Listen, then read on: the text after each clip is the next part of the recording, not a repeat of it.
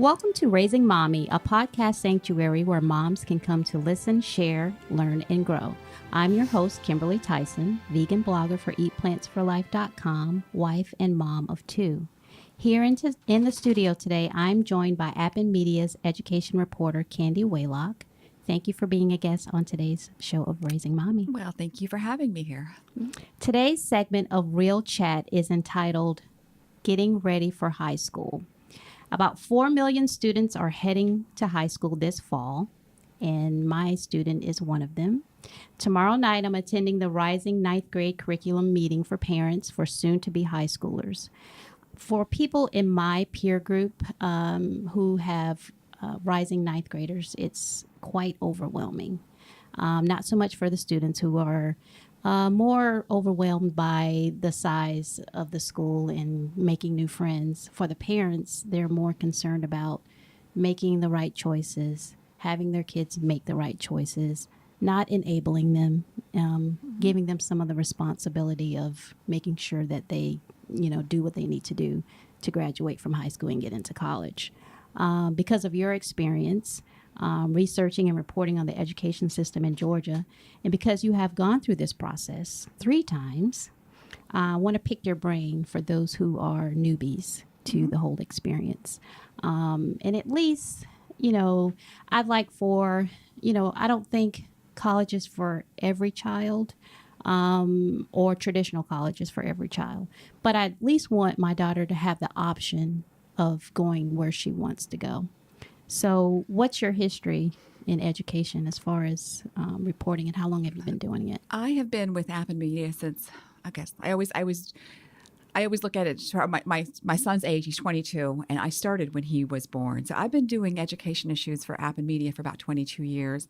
And I started with a newborn, knowing nothing about education, about the school system, other than my own experience. But over the past 22 years, having my 3 kids go through, I have a daughter that's getting off ready to go to college, and being really involved, I've seen it firsthand and have reported on it. So it's been an interesting journey. So when your first child was about to start, did you feel overwhelmed, or? I think that when if you go back 15, 17 years in this area, it was to some extent, but over the years, because as we've become, Georgia overall in the scope of the 50 states is not an education leader by any, we're good, but this area, this North Fulton, this little pod that we're in, has very high expectations. So I think I've seen that over the years. So I saw it a little bit with my 3rd child. But I was more interested in just his kind of his social emotional well-being. And I thought, well, college is something that he'll do. But the pressure is on now. And I think that whether it's from outside, I think most of it's internal pressure. I've seen that change. Okay. So I recently received my 8th graders' list of requirements for graduation from high school, which I don't even remember getting anything like that in 8th grade. How much of the responsibility is on the parents versus guidance counselors versus the child? Well, Georgia has a set standard of what you need, your 4 science, your 4 social studies. And so Georgia has a set that you have to get in order to graduate. And then schools are going to be very, very, your counselor is going to be all over that. Okay. And you'll see really your sophomore, junior year, they're going to come in and say, okay, you're 1 short of this. We need this credit. So counselors are going to be on top of that because schools are graded by the graduation rates. And so they're going to get those kids out of college. It's up to the parent to decide, when you look at the different options, is your child going to be going to Georgia Tech? Well, that's a different math track. Okay. If they're going to a liberal arts school, that might be a different math track. So that, when we get to the electives, is what I think that parents, students, and counselors need to have a conversation about. So when I was in high school, or I would say maybe 10th grade, my parents didn't have the knowledge about what you need to get into college, the course you need to take, scholarships and such. I was blessed in that my older sibling, my sister, she was in college by the time I was in 10th grade. And I had the reality check one day. She sat me down. She's like, okay, so are you going to college? And I said, well, yeah, of course. I wasn't really thinking about the necessary steps per se. And she gave me the reality check. You need to be doing things now to get you there. And depending on what you want to do, you could be taking courses in high school that could get you to college. And you need to make sure your requirements are there. So that was a big deal for me because my parents, they weren't aware of how to do that. But she provided me with that. And I think I'm a generation past you. It's changed a lot. College is very competitive now. There are over 6,000 colleges that, private, public colleges for a year. So there is a place for everybody. But in a lot of high performing areas like this, everybody thinks in Georgia, it's either Georgia Tech, Georgia, Emory, and then that's it. They don't. And so I think that's part of the pressure. And those schools are incredibly competitive now. Hope Scholarship, while it's wonderful, has made it very, very difficult because now we are keeping the best and the brightest. And so if you are a B student, you probably are not going, it can be difficult for you to get into Georgia Tech because the Hope Scholarship is making it really easy to keep those high levels. So that's the difference now. There's a little more pressure, to have the good grades, to have the good test scores, to have a full round resume to get into those colleges. So I know one mom told me she actually has a ninth grader. She says that she knows parents that check every single blog. They research the teachers in high school. They know every single grade. Were you like that, or do you find that that's too hands-on? No, I would be really honest. I could not even tell you my teacher, my kid's teacher. Some of them I could tell you, but I wasn't like that. And my kids, I have 3 children, and all 3 of my kids are very different. I had one. My oldest one was a good student. My middle child was an absolute on-level kid. And then my daughter, she'll go to college with, I don't know, I think 12 to 13 APs. So I've been through all of them, and I wasn't really that hands-on. I watched their grades, and I set up to get the notices of when they, fell below 70. But you've got to be involved, but you shouldn't be driving the train necessarily. You need to be there with your child and take your cues. But if you micromanage that child, what is that setting them up for? Right. They're going to go to college, hopefully without you. I always joke that I was going to be a roommate next to my kids when they were in college, and initially I used to kind of laugh about that. But you have to manage, but I don't think micromanage. You need to be aware. I would honestly spend more time looking at what they're doing on social media sometimes than the classroom, because you're going to find out about that. I mean, if they're not doing well, you're going to get that call. So I think that's probably the issue. Yeah. What advice would you give the parent that has a child doesn't seem interested in their work or? Well, I think recognize that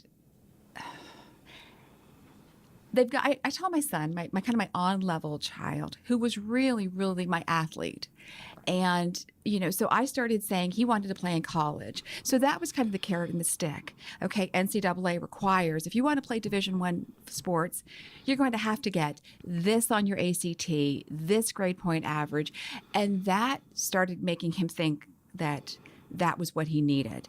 For my daughter, she had a very specific school in mind. And, we kind of looked at in order to get, and I always start with what does success look like? And then you build it backwards from that. Find out what your child loves. Not every child is going to Georgia Tech and curing cancer, but every child has a place. Right. So find out what your child is interested in. Let them know that there are certain requirements they're going to need to graduate, but there's a whole bunch of other things that they can take in high school to get them excited. Like Cambridge High School has a veterinaries program. They love animals. Go to that.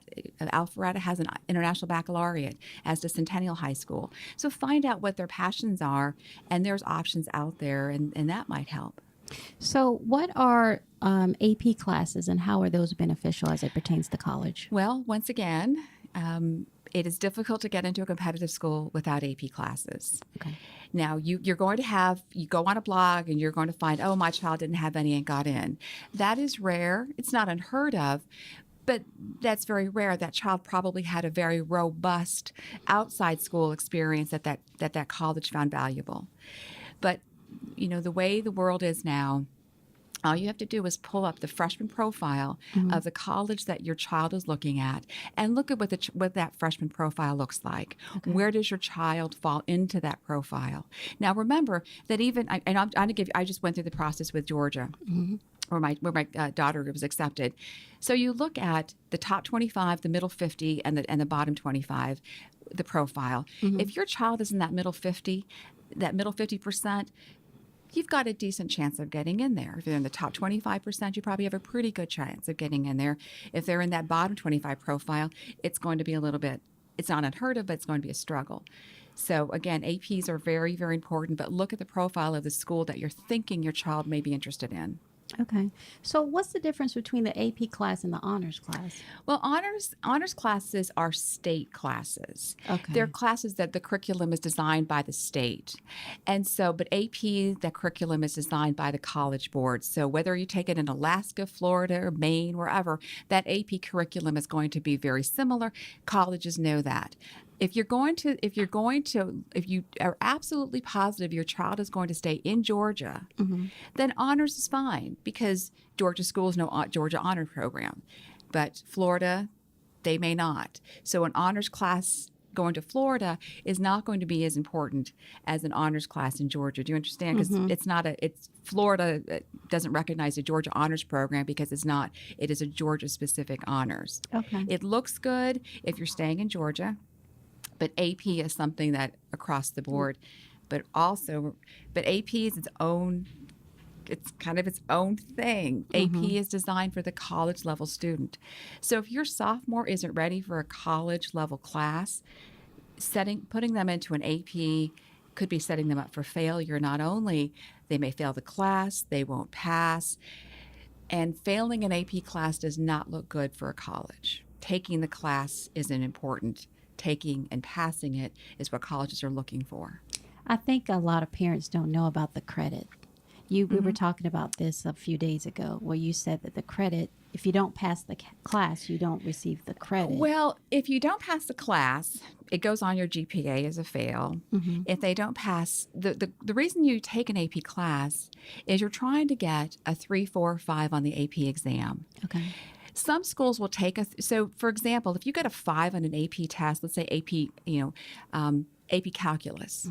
If you get a 5 on that, you get to opt out. Most schools will take that as a college credit, and you're going to go to that college with some credits and not have to take that class. A lot of more competitive, a 3 is considered passing. A lot of colleges will take it, but the competitive ones won't. In fact, Georgia Tech, you have to get a 4 or 5. They won't even look at 3s. Oh, so wow. You won't get any college credit.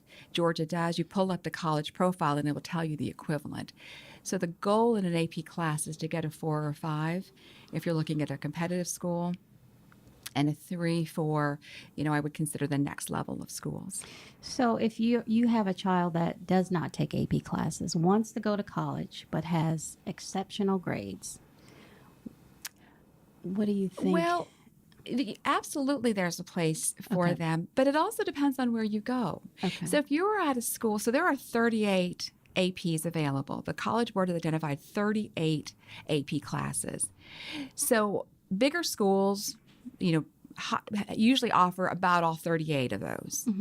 So if you've got 38 opportunities to take a class and you're not taking any of them, the college is going to look at it as if you didn't challenge yourself.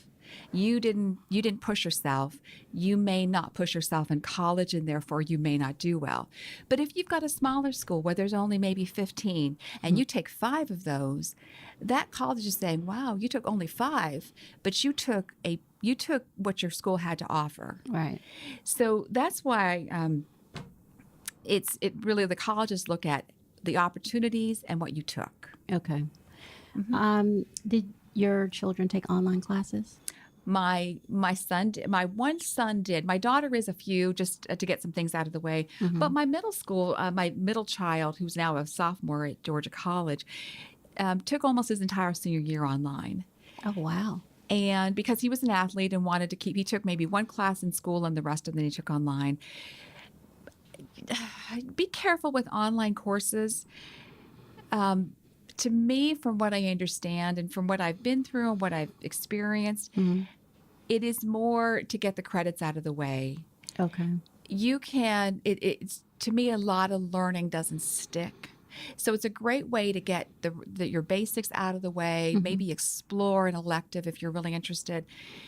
But the statistics show that the learning doesn't stick as much. It's as much as you want to put into it. Okay. You can skim through a section and take the test really quick, or, and I hate to say this, Google the answers and take your test, which sometimes can be done. Very tempting. So, yes, it can be tempting for a child. Everything's online now, and it's a way to get the credits out of the way. But if you're looking for, a deeper dive into curriculum, it's not always the best thing.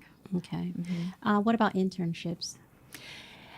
Internships are great. In fact, a lot of colleges, more the humanities and liberal arts-based ones, are looking for people that are making differences in their communities. And so I know that a lot of high schools, they require, especially if you're in a TAG program, like the Talented and Gifted, I believe in most schools, a Talented and Gifted includes a mandatory internship. Okay. And so it's one semester. It looks good. So I would definitely encourage that. And again, making sure that it's something that you want to explore and you have a passion for. But certainly that helps because colleges are looking for the well-rounded child. Okay, so what about standardized testing? If your child tests poorly, do you recommend outside help? That really, I've heard people say it's great.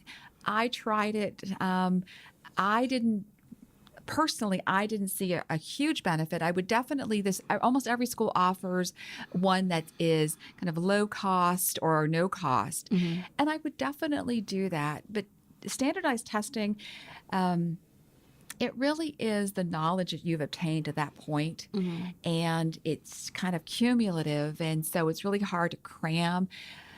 But I think what it does, what the benefits is, it gets you to understand the testing process. And that's the biggest thing, is that the testing process, sitting for 4 hours, having a limited time and all of that, I think that what that does is it gets you used to the process.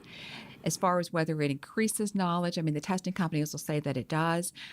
I haven't seen anything statistically that says this child, these kids that got great scores benefited from that. I think that those kids probably just tested well. So do you think that, say, if my child wanted to go to UGA, do you think that the standardized test carries more weight than the AP classes? I think that I think they're weighted equally. Okay. If you go through the early action process at UGA, which means that in October, they're only going to look at your test scores and your grades. They look at nothing else. They don't look at your internships. They don't look at your extracurriculars for that early admission. They're looking purely at your test scores and your grades. And then regular decision, which is later, then it looks like the whole thing. So if you've got, if you're looking for that, there's a lot of schools that only look at that. But then again, there is a rising trend, mainly among liberal arts schools, to make standardized testings optional. Oh, wow. Where you don't have to turn it in. They're looking at your grades and other things. You're not going to find that at any research-based or flagship school. UGA doesn't do that. Georgia Tech doesn't do that. But you are going to see the smaller liberal arts, humanities-based that are making standardized testing optional. Wow. You don't have to report it. Okay. And that is an option. That I'm going to say it's a small percentage of schools, but it's a growing number of schools. So are there any questions I should be asking at the meeting tomorrow, the Rising Ninth Grade Parent Meeting? I would number one want to know how much. Number one, I would want to know the schedule for how often you the counselors work with kids. I know that they're looking at you start the process in 8th grade to get you ready for 9th grade. But I'd also want to know after that, how are they keeping? How often do they have an open door policy? How hands on are they? Now I'm going to say that most. I'm guessing you're. I don't know what the correct. What's the enrollment for the high school that your child is going to? No idea. Okay. So in Fulton County, our high schools are about 2,000 to 2,400, and you have 3 or 4 counselors. Okay. So they do, they do a lot of work at the beginning of the year, but it becomes kind of incumbent upon you and your child to do a lot on your own. They're going to take a look, to see, are you on track for graduation and those types of things. But everything else is going to be, you're going to have to initiate. So I would really say, how often can we talk to you? What's your policy? What would you recommend? Those types of things. I would want to know, and they're probably going to tell you, how many APs, how many, can you give us, do you have a list of the graduating seniors and kind of the profile of who got to where and what they took? That's really valuable. So, in this graduating class, X number of kids went to UGA and this was their profile. So it kind of gives you an idea of what they're looking for that school. Okay. There's this perception, and I don't know, I never really figured out if it's true or not, that colleges have quotas. So if you come from a high performing school, we're only going to take X number of kids from your school. I've heard that too. And I've really tried to do a deep dive into that. Now, college counselors will say emphatically, no, we don't do that. But parents will say, oh, they do. And I think it goes back to, if you're from a very small rural Georgia school, and they're probably they need to make sure that everything is available. So, for example, I work in a town that only has one high school, and it's a graduating class of about 400 kids. And out of those 400 kids, they took, I think they took only about 8 kids that went to Georgia. Oh wow. And those kids didn't have, and the thing is, that's a pretty small school. There's probably 50 kids that got turned away from Georgia with better grades and all of that. But again, they're looking at what's available, what did they avail themselves of.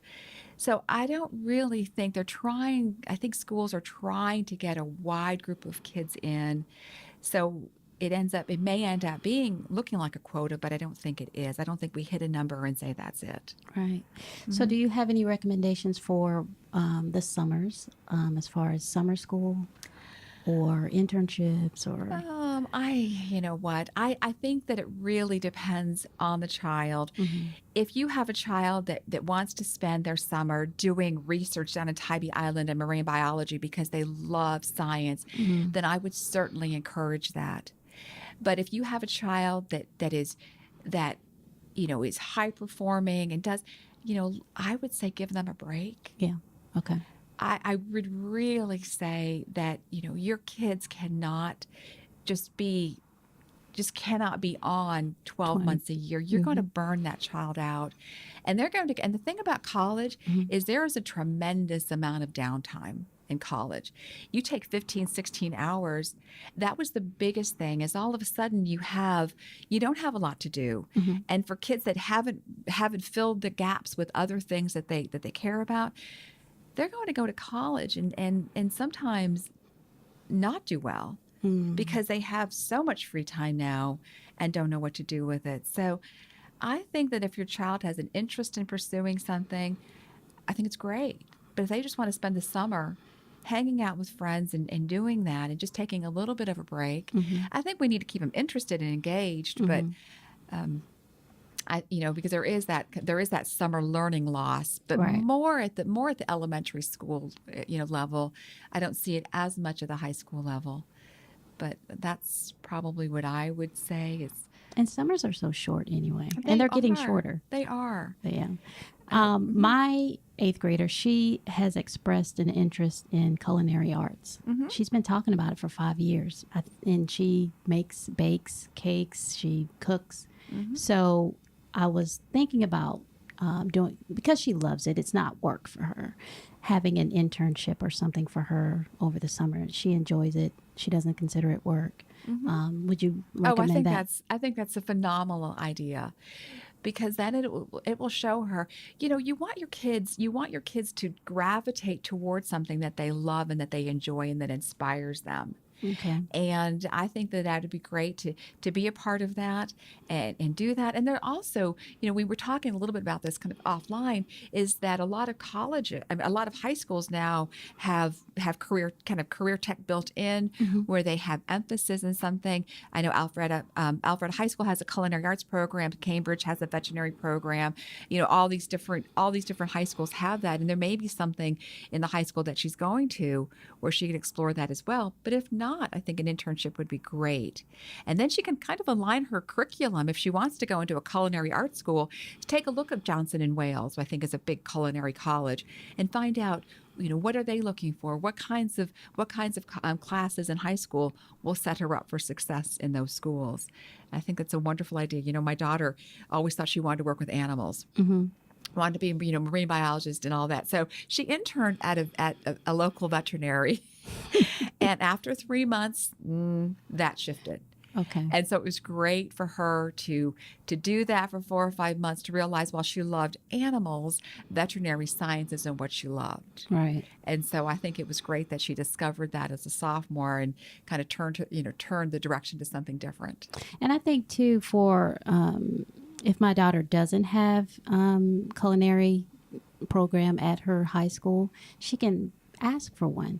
I remember I wanted to go into fashion design, and after I had that conversation with my sister, I went to my home ec teacher, because at that time they only had sewing class, and I told her, I said, I want to go to FIT and I want to dress up my resume.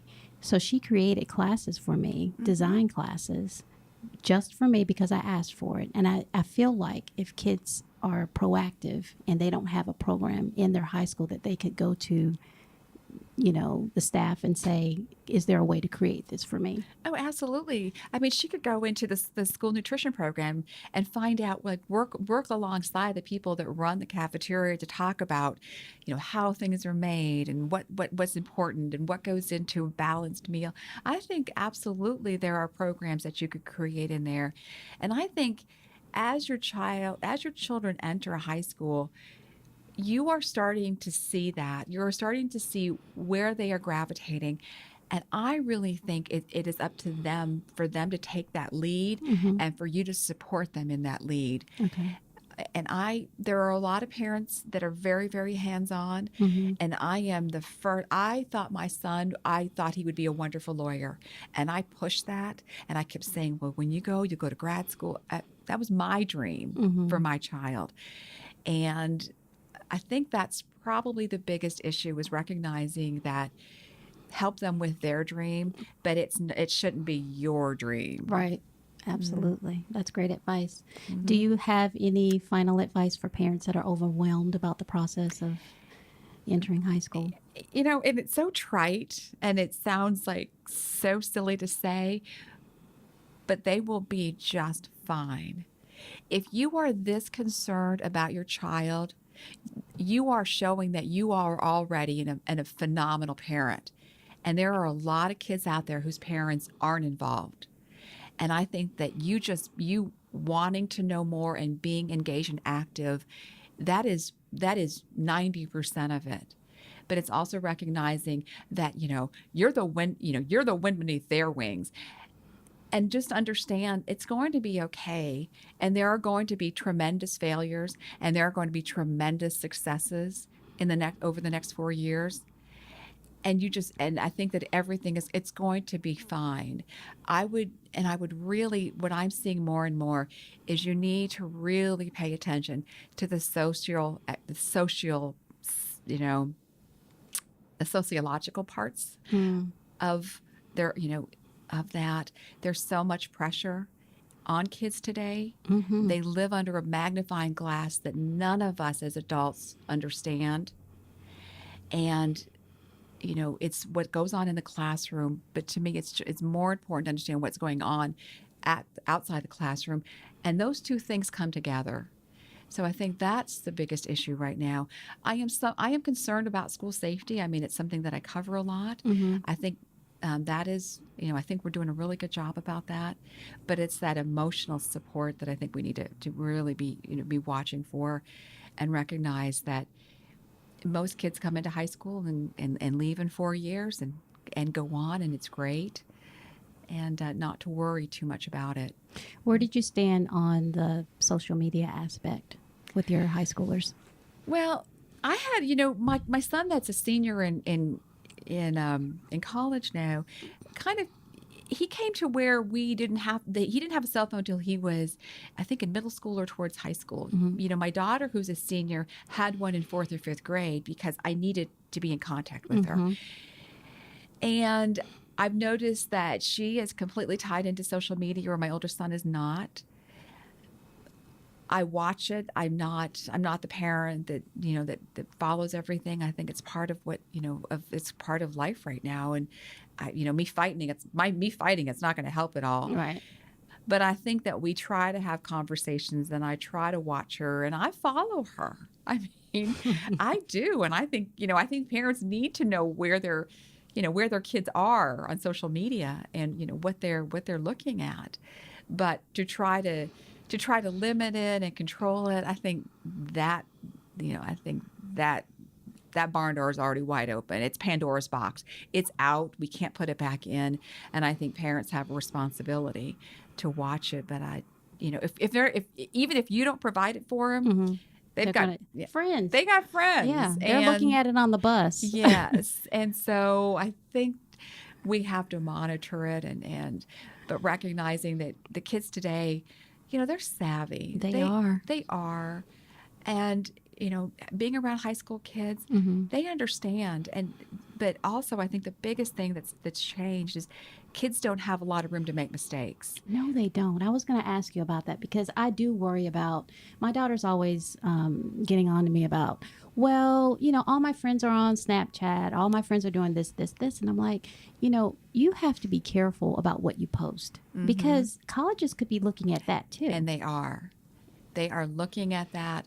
I mean, who's looking at the people that are looking at the college applications are recent graduates in many cases, and they understand, and they're looking at that as well.